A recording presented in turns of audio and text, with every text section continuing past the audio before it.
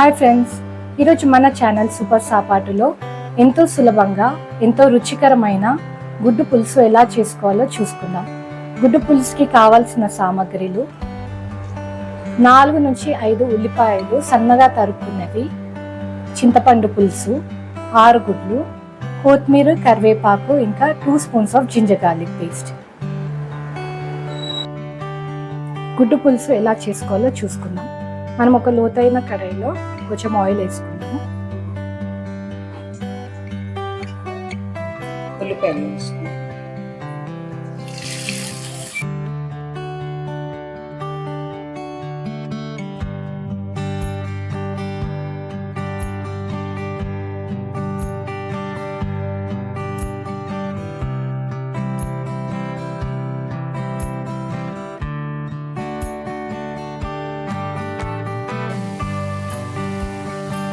కొద్దిగా ఉప్పు వేసేసుకుందాం. ఈ ఆనియన్స్ అన్ని మంచిగా బ్రౌన్గా ఫ్రై అయ్యే వరకు దీన్ని మనం మీడియం ఫ్లేమ్లో వేయించుకుందాం. కొద్దిగా పసుపు,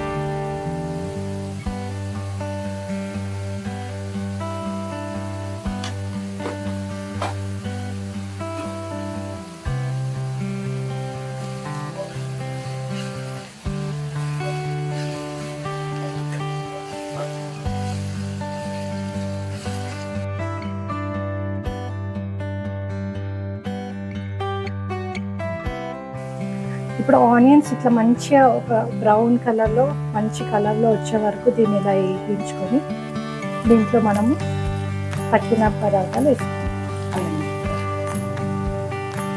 కొద్దిగా అల్లం వెల్లిపాయ,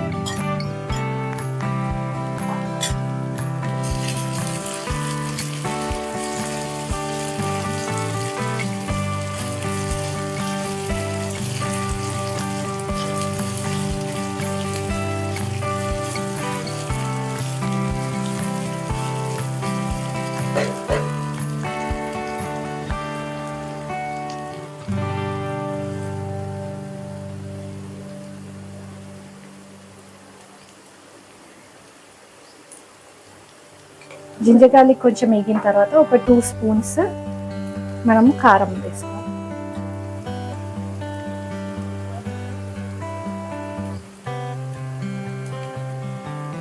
ఒక 1 స్పూన్ ధనియా పౌడర్,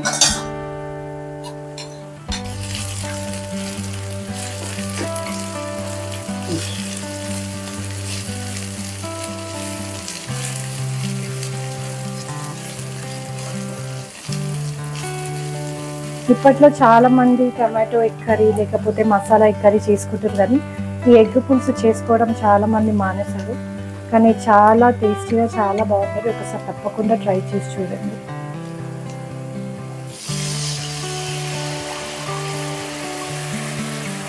దీంట్లోకి మనము తీసి పెట్టుకున్న చింతపండు పులుసు వేసేసుకుందాం.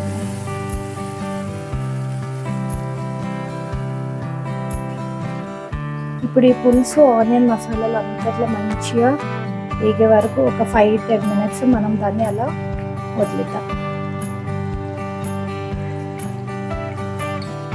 బాయిల్ చేసి పెట్టుకున్న ఎగ్స్ వేసేసుకుందాం.